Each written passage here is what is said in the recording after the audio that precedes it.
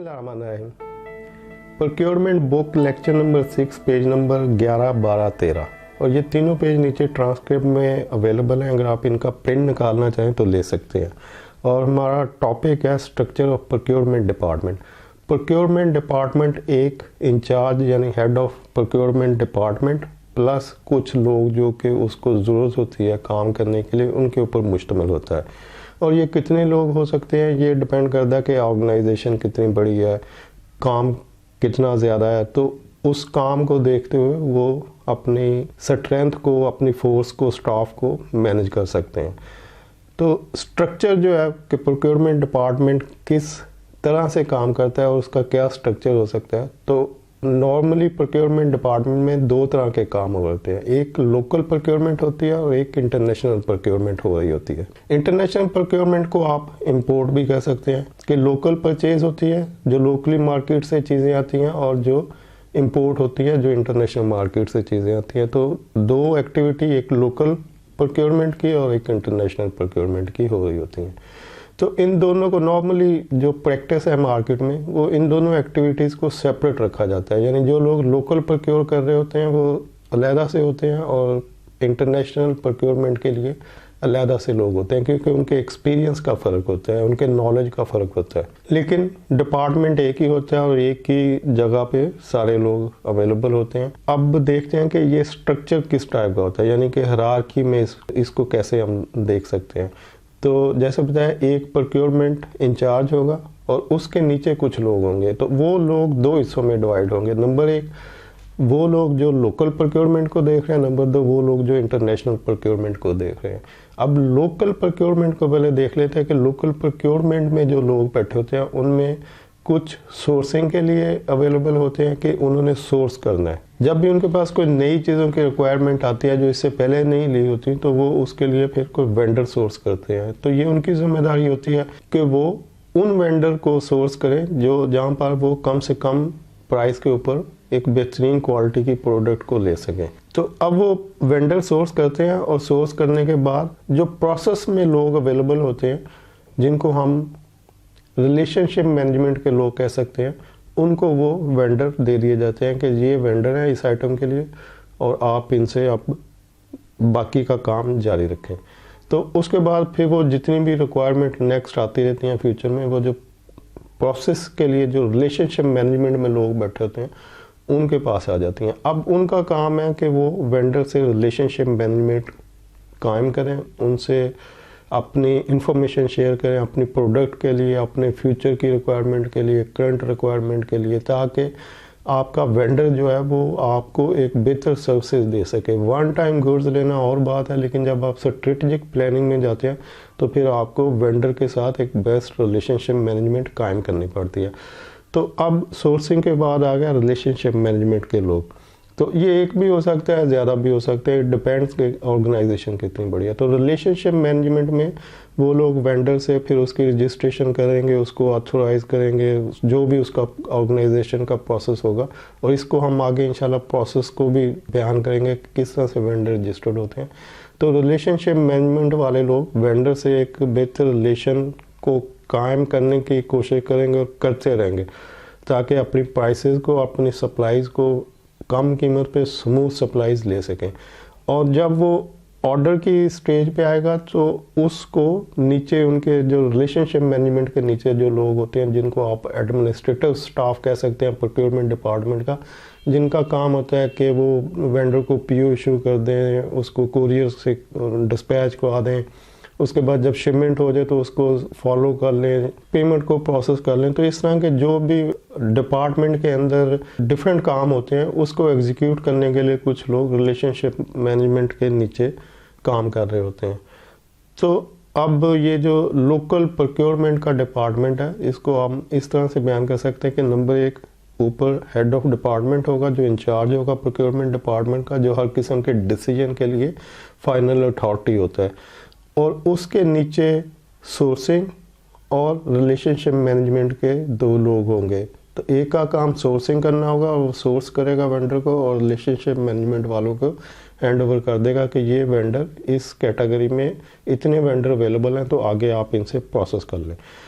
Relationship management वाले लोग vendor को रजिस्टर्ड करेंगे और उनसे अपनी जो करंट और फ्यूचर की रिक्वायरमेंट है उसको अपने रिलेशनशिप में लाएंगे। और जब वो डील फाइनल हो जाएगी, प्राइसेस फाइनल हो जाएंगी, तो उसके बाद रिलेशनशिप मैनेजमेंट के लोग उस डील के मतलब जो डॉक्यूमेंट है वो अपने नीचे जो एडमिनिस्ट्रेटिव स्टाफ होगा उसको फॉरवर्ड कर देंगे। तो एडमिनिस्ट्रेटिव स्टाफ उसको पीओ इशू कर देगा, सप्लाई को फॉलो कर लेगा, जीआरएन को कलेक्ट कर लेगा, पेमेंट प्रोसेस कर लेगा। तो जो जनरल बाकी के काम है वो फिर वो जो एग्जीक्यूटर बैठे होते हैं एडमिनिस्ट्रेटिव स्टाफ में वो कर लेंगे। तो इस तरह से एक प्रोक्योरमेंट डिपार्टमेंट की हायरार्की होती है कि किस तरह से स्टेप बाय स्टेप डिसीजन जो है नीचे की तरफ आते हैं। अब इनमें से कुछ चीज़ें कुछ जगहों पे हो सकती हैं ना हो रही हों और कुछ हो रही हों, या कुछ हिस्से भी एक्स्ट्रा भी हो रही हों, लेकिन जनरली ये एक बेस्ट स्ट्रक्चर है प्रोक्योरमेंट डिपार्टमेंट का। और समटाइम जो रिलेशनशिप मैनेजमेंट में लोग बैठे थे वो खुद ही सोर्सिंग भी कर रहे होते हैं और खुद ही वेंडर रिलेशनशिप मैनेजमेंट भी कर रहे होते हैं। इसको आप इस तरह से समझें कि अगर एक इंचार्ज है और उसका डेजिग्नेशन मैनेजर का है तो उसके नीचे एक ड्यूटी मैनेजर होगा। मैनेजर अगर डिसीजन करेगा तो डिप्टी मैनेजर जो है वो उसके डिसीजन के ऊपर सोर्सिंग करेगा और रिलेशनशिप रखेगा वेंडर से, और उसके बाद वो जो भी फाइनल करेगा deputy manager with the consultation of manager वो अपने नीचे जो एएम होगा असिस्टेंट मैनेजर उसको फॉरवर्ड कर देगा कि भाई ये इसको प्रोसेस कर लो, ये ऑर्डर फाइनल है, ये रेट नेगोशिएट हो चुके हैं, तो अब आप इसको देखो। तो असिस्टेंट मैनेजर फिर उसको टेकअप करते हुए अपने जूनियर से कहेगा कि भाई पीओ इशू कर दो और इसको बाकी चीज़ें देख लो जो जो करनी है।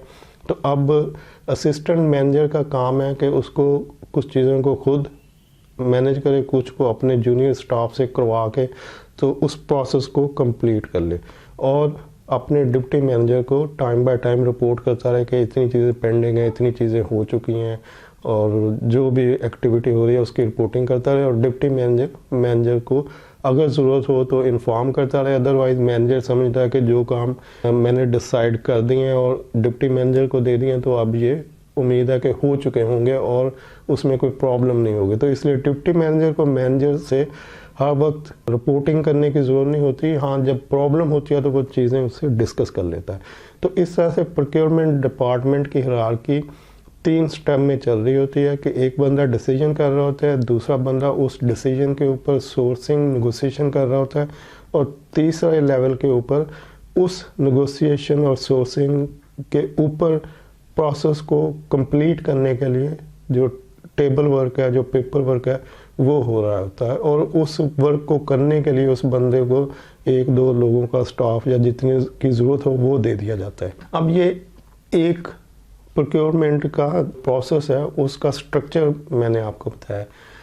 तो अब प्रोक्योरमेंट में जो चीज़ें परचेज हो रही होती हैं, प्रोक्योर हो रही होती हैं, उनको फर्दर कैटेगराइज कर लिया जाता है। फॉर एग्जांपल, आप एक मैन्युफैक्चरिंग यूनिट है तो आप उसमें रॉ मटेरियल को नंबर 1 समझ लें कि एक बंदा, यानी ये जो सारा प्रोसेस होता है, कुछ लोग इस सारे प्रोसेस को रॉ मटेरियल के लिए कर रहे हैं, कुछ इस सारे प्रोसेस को पैकिंग मटेरियल के लिए कर रहे हैं 2, और नंबर 3 कुछ इस सारे प्रोसेस को पीओएस मटेरियल यानी जिसमें प्रिंटिंग, एडवर्टाइजमेंट और सोशल मीडिया वो साइड आ जाती है, तो उसको कर रहे होते हैं। और इससे कुछ ज़्यादा भी हो सकता है और कम भी हो सकता है। मतलब कैटेगराइज करना उस डिपार्टमेंट हेड की मर्ज़ी है कि वो अपनी चीज़ों को कितने हिस्सों में कैटेगराइज करता है जिससे उसको काम लेने में आसानी हो। तो अगर मुख्तलिफ चीज़ों को डिफरेंट कैटेगरीज में डिवाइड किया गया है तो अब उसकी सूरत हाल ये होगी कि एक इंचार्ज डिसीजन ले रहा होता है, और डिसीजन लेने के बाद वो डिप्टी मैनेजर को, यानी अपनी सेकंड लाइन में जो बंदा है, कुछ भी डेजिग्नेशन हो सकता है, उसको दे देगा। वो उसके ऊपर या तो खुद सोर्सिंग करेगा या सोर्सिंग वालों से कहेगा कि भाई इसमें वेंडर सोर्स करो, और उसके बाद उनसे नेगोशिएशन करेगा, या उसके लिए भी एक बंदा उसने हो सकता है रखा हो। ये भी ऑर्गेनाइजेशन के स्ट्रक्चर पर डिपेंड करता है। मतलब सेकंड लाइन में जो बंदा है वो डिसीजन के ऊपर फिर काम करेगा, sourcing plus negotiation, relationship vendor से। और उसके बाद जब ये चीज़ें हो जाती हैं तो उसके नीचे फिर वो 2-3 डिफरेंट कैटेगरी के लोग होंगे जो एडमिनिस्ट्रेटिव साइड पे होते हैं कि अगर वो चीज़ें रॉ मटेरियल के मतलब हैं तो वो रॉ मटेरियल वाले एएम को चली जाएंगी, एएम या जो भी डेजिग्नेशन हो सकता है। और अगर वो पैकिंग के मतलब है तो पैकिंग वाले स्टाफ को चले जाएंगे। अगर वो पीओएस यानी पब्लिसिटी और इस तरह की मार्केटिंग सेल के रिलेटेड एक्टिविटीज़ के मतलब है, बाइंग हो रही है, तो वो उसको चली जाएंगी। अब यहाँ पर मैं जो कह रहा हूँ कि ये चीज़ें जो रॉ मटेरियल, पैकिंग और पीओएस है, ये कम ज़्यादा भी हो सकती हैं।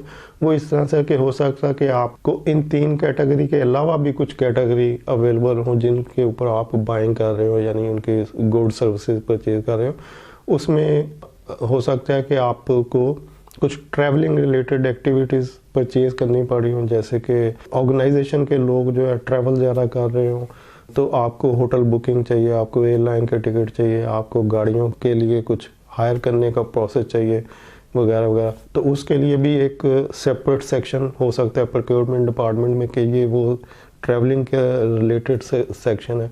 उसके बाद फिर अगर आपकी एसेट मैनेजमेंट रिलेटेड एक्टिविटीज़ हो सकती हैं कि जी आपको फ्रीक्वेंटली आपकी कंपनी की नेचर या बिजनेस की नेचर ऐसी है कि आपको एसेट्स हायर करने पड़ते हैं रेंट के ऊपर, या परचेज करने पड़ते हैं, या कंस्ट्रक्शन करवानी पड़ती है, तो उसके लिए भी प्रोक्योरमेंट डिपार्टमेंट में एक सेपरेट कैटेगरी हो सकती है कि ये लोग कंस्ट्रक्शन रिलेटेड है या एसेट मैनेजमेंट रिलेटेड है। तो ये ऑर्गेनाइजेशन की नेचर पे डिपेंड करता है कि उसकी एक्टिविटी कितनी है, तो उस एक्टिविटी के हिसाब से फिर वो कैटेगरीज जो सेकंड लाइन में बंदा बैठा है उसके नीचे जो डिफरेंट कैटेगरीज के लोग बैठे होंगे कि ये सोर्सिंग कर रहा है, ये रिलेशनशिप मैनेजमेंट कर रहा है, ये एसेट मैनेजमेंट कर रहा है, ये रॉ मटेरियल को देख रहा है, ये पैकिंग मटेरियल को देख रहा है, ये ट्रैवलिंग को देख रहा है वगैरह वगैरह। तो इस तरह से डिफरेंट कैटेगरीज में आप अपनी चीज़ों को डिवाइड करते हुए उनके ऊपर एक एक असिस्टेंट मैनेजर या जो भी डेजिग्नेशन उसको देना चाहें वो बंदा बैठा देते हैं जो उस फील्ड का एक्सपर्ट होता है, और उसके नीचे फिर 1 या 2 उसको असिस्टेंट दे दी जाते हैं जो कि उसके लिए टेबल वर्क, पेपर वर्क करते हैं, और वो उसको चेक बाय या सुपरवाइज करता है, और डिप्टी मैनेजर या मैनेजर फिर फाइनली उसको ऑथोराइज करके क्लियर कर देता है कि ये डील कंप्लीट हो चुकी है। इसके ऊपर एक डायग्राम मैंने मुख्तसर सा दिया हुआ है, लेकिन आप इस डायग्राम को नीचे की तरफ और साइड पे बढ़ा सकते हैं। जब आप डायग्राम देखेंगे तो आपको समझ आ जाएगी। अगर आप कैटेगरी बढ़ाना चाहें तो आप इसको वर्टिकली बढ़ा लें, कैटेगरी ऐड कर दे जाए। अभी मैंने 2 कैटेगरी ऐड की हैं, एक लोकल प्रोक्योरमेंट, एक इंटरनेशनल प्रोक्योरमेंट, तो आप उसके आगे कैटेगरी ऐड कर सकते हैं। अगर आप इसको हॉरिजॉन्टली बढ़ाना चाहें तो आप इंचार्ज के नीचे सेकंड लाइन में एक बंदा है, फिर थर्ड लाइन में, फिर फोर्थ, तो आप नीचे को ले जा सकते हैं कि जैसे कि मैनेजर के बाद second line, third line, fourth line, यानी असिस्टेंट होगा, ऑफिसर होगा, ऑफिसर के ऊपर एएम होगा, एएम के ऊपर डीएम होगा, फिर मैनेजर होगा, फिर जनरल मैनेजर होगा। तो इस तरह से ये हायरार्की नीचे से ऊपर भी जा सकती है और वर्टिकली ऐसे भी जा सकती है। और पेज नंबर 3 के ऊपर कैप कमेटी है। कैप कमेटी, कैप कहते हैं कैपिटल एसेट मैनेजमेंट को। अब कैपिटल एसेट मैनेजमेंट क्या होता है? कैपिटल एसेट मैनेजमेंट कहते हैं जहाँ पे आपके एसेट की प्रोक्योरमेंट हो रही हो। एसेट वो चीज़ें होती हैं जो रॉ मटेरियल के अलावा हो, जैसे प्लांट, मशीनरी, ये आपके एसेट्स हैं, बिल्डिंग आपकी एसेट्स है। तो जो भी चीज़ें एसेट्स में आती हैं उनकी प्रोक्योरमेंट, चूँकि ये कॉस्टली चीज़ें होती हैं, जब भी आपने कोई प्लांट, मशीनरी, बिल्डिंग लेनी है तो इसके ऊपर एक ह्यूज फंड्स कंज्यूम हो रहे होते हैं। तो नंबर 1 तो कुछ ऑर्गेनाइजेशन में प्रोक्योरमेंट हेड ही इनके लिए डिसीजन कर रहा होता है, लेकिन कुछ जगहों पे ऐसी जो बल्क बाइंग होती है जहाँ पे अमाउंट ज़्यादा इन्वॉल्व होती है, वो कुछ भी आप डिक्लेयर कर सकते कि इतनी अमाउंट से ज़्यादा जो होगा वो कैपिटल एसेट मैनेजमेंट कमेटी जो है वो उसको हैंडल करेगी, वो उसकी डिसीजन करेगी। तो इससे एक फ़ायदा तो ये होता है कि प्रोक्योरमेंट हेड की जान बच जाती है, वो उसको डिसीजन, कलेक्टिव डिसीजन में कुछ रिलैक्सेशन मिल जाती है, और जो बर्डन होता है डिसीजन करने का वो सब के ऊपर डिवाइड हो जाता है।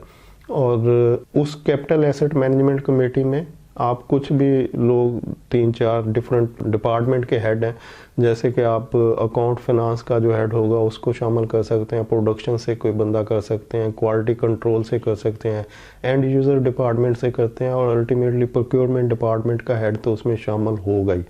तो जो कैपिटल एसेट मैनेजमेंट कमेटी मैंने यहाँ पे डिफाइन किया उसमें procurement head, production head, admin का हेड शामिल किए हैं। आप इनको कम ज़्यादा कर सकते हैं, मतलब कम से कम 3 बंदे तो होने चाहिए। और इनकी जो मीटिंग्स है वो जब भी उस टाइप की प्रोक्योरमेंट की ज़रूरत होती है उस वक्त अरेंज की जाती हैं।